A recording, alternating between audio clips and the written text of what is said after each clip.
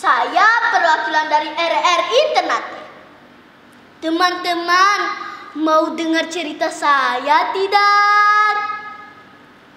Cerita hari ini berjudul Sultan Babula, pahlawan hebat dari Ternate.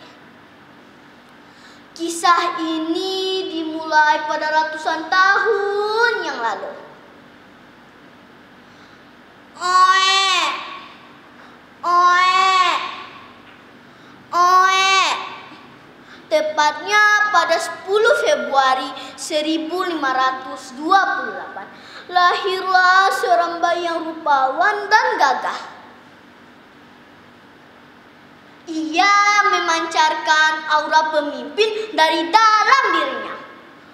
Bayi tersebut diberi nama Babula Datu Syah bin Sultan Khairun Jamil. Babula adalah anak sulung dari Sultan Khairun dan Ratu Boki Tanjung. Babula tumbuh menjadi anak yang pemberani dan berjiwa pemimpin. Pada usianya yang masih belia, Babula diangkat menjadi Kapita Laut. Kapita Laut merupakan jabatan militer tertinggi di Kesultanan Ternate pada saat itu. Hal ini menyebabkan Babula sering terlibat dalam penaklukan wilayah dan sering berpergian ke berbagai tempat. Hingga ia dijuluki Sultan penguasa 72 pulau. Karena konon katanya 72 pulau tersebut berhasil ia taklukkan. Namun pada tahun 1570, Sultan Khairun ayahnya tewas dibunuh bangsa Portugis. Hal ini menyebabkan Babula harus naik tahta menjadi Sultan Ternate. Pada saat pengangkatannya, Sultan Babula berjanji kepada seluruh masyarakat kota Ternate, "Aku, Sultan Babula, akan membalaskan kematian ayahku. Akan kuusir bangsa Portugis dari tanah kelahiranku, tanah Maluku."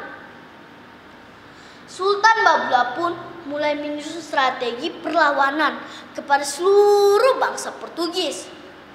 Ia mengajak Sultan Tidore dan Sultan Jailolo. "Wahai Sultan Tidore, wahai Sultan Jailolo, mari kita bekerjasama untuk mengusir para penjajah secara permanen dari negeri kita." Mereka pun mulai mengepung bangsa Portugis, baik dari jalur daratan maupun lautan. Padahal keinginan Sultan Babula hanya satu. Ia ingin gubernur Portugis yang berada di Ternate, Diego Lopes de Mesquita, dihukum atas perbuatannya. Tapi keinginan Sultan Babula tidak diindahkan oleh seluruh bangsa Portugis. Hal ini menyebabkan Sultan Babula bersama masyarakat kota Ternate merasa geram dan marah kepada seluruh bangsa Portugis. Sultan Babula pun mulai menyebarkan ancaman kepada seluruh bangsa Portugis.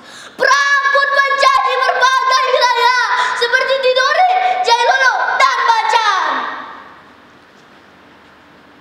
Serang! Hal ini menyebabkan bangsa Portugis berada di situasi yang sulit. Sultan Babula pun mulai mempunyai ide yang sangat cemerlang. Ia menyuruh seluruh bangsa Portugis untuk berkumpul di Ternate. "Suruh mereka semua untuk berkumpul di sini."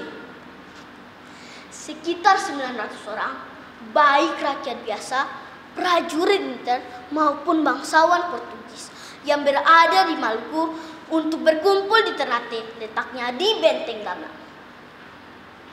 Sultan Babula pun mulai mengumpulkan mereka dan menawan mereka di dalam Benteng Gamlang.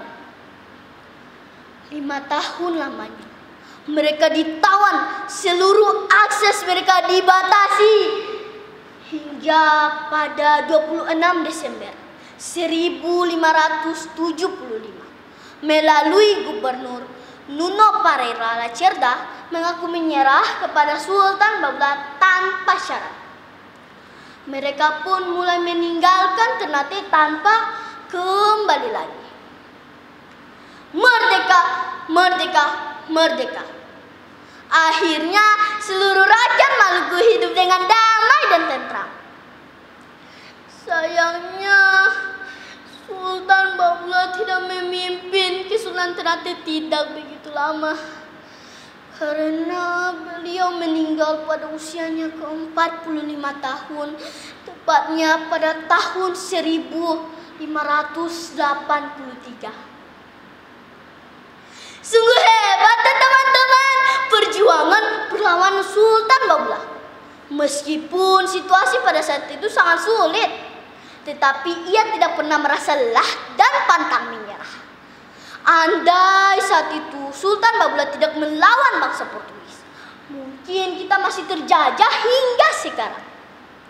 Demikian kita harus menghargai dan menghormati jasa para pahlawan. Dari perjuangannya, kita juga bisa belajar bahwa di mana ada usaha, di situ ada jalan.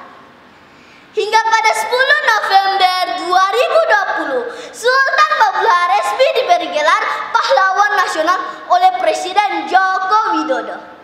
Membanggakan, bukan? Semoga kita semua yang berada di sini bisa berjuang pemimpin dan pemberani seperti Sultan Babulah. Demikian cerita dari saya. Wabillahi taufiq wal hidayah. Wassalam.